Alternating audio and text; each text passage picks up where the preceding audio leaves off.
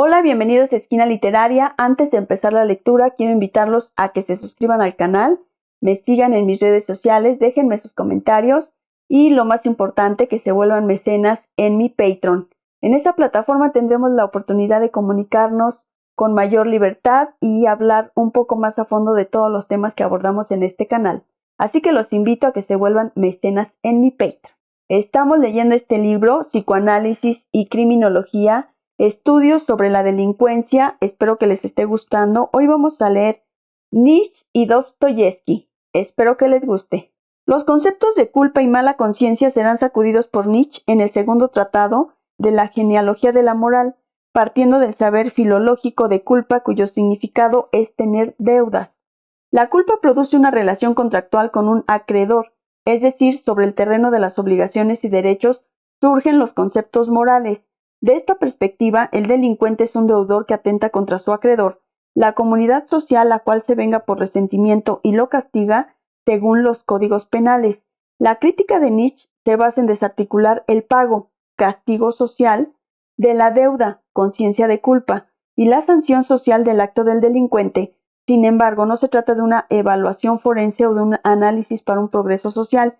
Implica un combate contra la cultura misma y sus subestructuras montadas sobre el sentimiento de culpa en nombre de una cultura de los afectos. En efecto, Nietzsche mantiene presente la antigüedad griega en la que los hombres se valieron de sus dioses para mantener alejada de sí la mala conciencia y la culpa, pues los mismos dioses eran los que se proponían como causa del mal y así justificaban al hombre que obraba incorrectamente. En el cristianismo, Dios es el acreedor y el hombre el culpable, pero además la deuda es imposible de pagar y ningún castigo alcanza para saldarla, por lo tanto la culpa es inextinguible. Según Nietzsche, la mala conciencia es la planta más siniestra e interesante de toda la vegetación terrestre, aunque no ha crecido en este suelo, es decir, la moral misma es contraria a la naturaleza, hostil a la vida y un atentado contra la libertad del hombre. En su teoría, el origen de la culpa no es la voz de Dios en el hombre, ni el imperativo categórico kantiano, sino la vuelta contra sí de la hostilidad y la crueldad dirigida a otros. Todos los instintos que no se descargan hacia afuera se vuelven hacia el interior.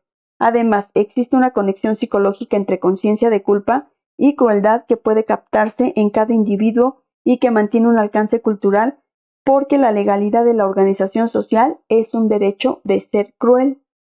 Finalmente, la tesis de Nietzsche intenta separar el castigo de la culpa, a la que considera como una enfermedad cultural, un elemento político de dominación y una deuda del individuo con la divinidad cristiana que introduce el pecado, exaltando el paradigma social y estético griego. Nietzsche quiere promover una ética basada en el olvido de la culpabilidad. Cuando Freud califica a Nietzsche como antecesor de su tesis sobre los delincuentes por sentimiento de culpa, se refiere a uno de los aforismos del Zaratustra titulado El pálido criminal, que ofrece los datos de una locura posterior y otra anterior al crimen. En este breve aforismo, que cuenta con varias traducciones al castellano, la locura posterior, descrita por Nietzsche, se asemeja al tormento de Raskolnikov en la novela de Dostoyevsky. Una imagen hace palidecer a ese hombre pálido. Estuvo a la altura de su acto cuando lo cometió, pero una vez que lo hubo cometido no soportó su imagen. Desde entonces vivió obsesionado por lo que había hecho. Seguidamente, Nietzsche advierte a los jueces de una locura anterior al crimen y presenta su hipótesis. ¿Por qué asesinó este criminal? Se proponía robar, pero yo os digo, su alma ansiaba sangre, no botín. La locura posterior de Nietzsche se lee en las novelas de Dostoyevsky como teorías de la culpa y el castigo, nutridas del edificio psiquiátrico de fines del siglo XIX. En Crimen y Castigo, el joven Raskolnikov vive en una sórdida pensión de San Petersburgo, sumido en la miseria, y ha tenido que interrumpir sus estudios. Elabora desde la opresión y el sufrimiento moral una particular teoría que justifica a una persona considerada superior a colocarse por encima de la ley.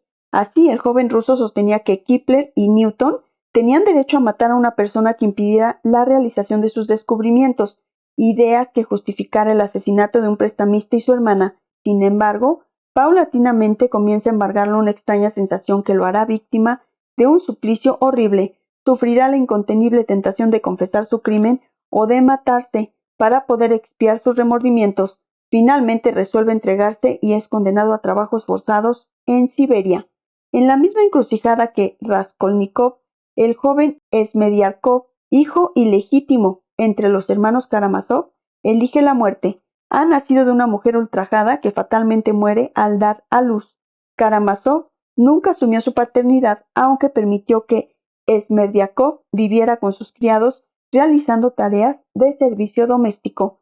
De comportamiento bizarro y enfermo de epilepsia, el joven ha crecido en un medio plagado de violencia y desprecio, movido por la certeza de que su hermano Iván lo envía al parricidio y en una coyuntura dramática de la familia, Smerdyakov planifica la escena del crimen fingiendo un ataque de epilepsia. Luego de varios interrogativos judiciales, queda libre de los cargos que se le imputan. Sin embargo, a los pocos días, se ahorca poniendo fin a su vida por voluntad propia. Ahora bien, en las dos novelas el homicidio evocado literariamente es colocado en una misma situación desesperada: confesar el crimen o suicidarse. Según Reich, el yo consciente de Raskolnikov lucha en vano contra la compulsión inconsciente a la confesión. En efecto, el criminal literario dostoyevskiano siente culpa luego de su acto y busca el camino del castigo para saldar su deuda. Solo la confesión del crimen o la muerte pueden poner fin al remordimiento y al tormento mental. Sin embargo, Dostoyevski valoriza el sufrimiento extremo del asesino, que termina recuperando la moralidad, y así el literato ruso redime al criminal arrepentido. Es diferente lo que sucede con los penados obligados a trabajos forzados, que el mismo Dostoyevski reporta en La Casa de los Muertos. No solo carecen de remordimiento, sino que la reclusión termina generándoles un odio profundo, la sed de los placeres prohibidos y una espantosa despreocupación que garantiza un nuevo atentado contra la sociedad. Después del acto, Raskolnikov ya no puede sostenerse en su teoría. Comienzan los sueños repetitivos, la idea de confesar el crimen e incluso el sentimiento de que todos lo miran para juzgarlo. En el cuento Corazón delator, Edgar Allan Poe también explota la idea del remordimiento como motor de la confesión del crimen, en la que la conciencia de culpa retorna en el personaje, suponiendo que la policía ya conoce lo que pretende ocultar. Los ejemplos literarios de esta índole abundan con respecto a una fenomenología posterior al hecho que puede resumir en la fuerza de la conciencia. Según el pensamiento de Séneca, inspirado en Platón, ningún delito queda sin castigo. El suplicio del crimen es el mismo crimen. Por su parte, Henry Bergson realiza un análisis sobre el sentimiento de remordimiento del criminal y la confesión del crimen como perturbación de las relaciones entre el yo social y el yo individual del siguiente modo: el criminal sabe lo que hizo, pero la sociedad no, y por esto se siente más aislado de lo que estaría en una isla desierta. Al confesar el crimen, reanudaría el lazo con los hombres y sería castigado por ellos, habiéndose puesto de su lado, y en cierto modo sería el autor de su propia condena, y una parte de su persona, la mejor, escaparía así a la pena. En fin, aunque este matriz no sea generalizable a todos los casos, Freud distingue el sentimiento inconsciente de culpa, por lo que no se hizo, del arrepentimiento, por lo que se hizo. Precisamente en su texto Dostoyevski y el parricidio, Freud dirige una crítica al literato ruso, señalando que lo esencial de la eticidad es la renuncia, ya que Dostoyevski alternativamente peca y luego se arrepiente, formulando elevados reclamos morales. Por otra parte, la locura posterior de Nietzsche en Dostoyevski se ordena con el crimen y luego la culpa, que convoca al castigo. La locura anterior, desde Freud en el Opúsculo de 1916, invierte los términos, siendo el sentimiento de culpabilidad lo que empuja al crimen y al castigo. En definitiva, con el deseo inconsciente, el psicoanálisis trastoca al individuo de la razón y la conciencia como matriz, tanto del derecho como de la psiquiatría y la salud mental.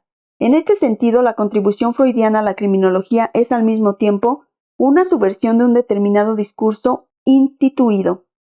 Guattari ha propuesto traducir la planta horrible de mala conciencia de la que vocifera Nietzsche, nada más y nada menos que como el Edipo freudiano.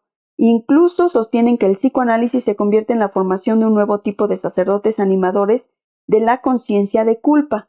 Por otro lado, Nietzsche hacía filosofía no clínica y exaltaba al criminal cuando sus actos estaban vinculados al ideal dionisiaco y encarnando la voluntad de poder más allá del bien y del mal, para una transmutación de todos los valores de la sociedad occidental. El vital y sensual superhombre condena el arte wagneriano, la cultura moderna basada en la ciencia socrática y la palidez cristiana como mundo moral contrario a la naturaleza. La afirmación de la vida es considerada por Nietzsche en toda su amplitud como la aceptación, no solo de los goces sensuales y egoístas, sino también de la lucha y la crueldad, los riesgos y los dolores que le son inmanentes. De hecho, Nietzsche era un crítico acerbo de Rousseau y su concepto de educación. Los deberes y normas morales son para Nietzsche contrarios a la libre expresión de la vida, siendo el héroe trágico lo opuesto al pálido criminal, como también lo son aquellos jefes de castas dominadoras y guerreros despiadados como César, Barbarroja, Federico el Grande, César Borgia y Napoleón. Desde esta perspectiva se ha asociado equivocadamente a Nietzsche con Darwin y su teoría del evolucionismo. Valga la redundancia, el superhéroe no es la bestia fuerte y rubia, sino el hombre sin prejuicios que puede vivir según su instinto y su propia ley sin engaños. Por esto la crítica a la cultura es Dioniso el diez epicúreo, encarnación de la vida y los instintos de placer y lucha, también el anticristo que se refleja y oculta detrás de sus personajes, algunos criminales antinómicos del pálido criminal, algunos criminales antinómicos del pálido criminal. Finalmente, Zaratustra se nombra a sí mismo como el inmoralista. En síntesis, cuando Nietzsche toma posición por el criminal como representante de lo corporal y la cultura de los afectos, lo hace en contra de la conciencia servil del mundo cultural.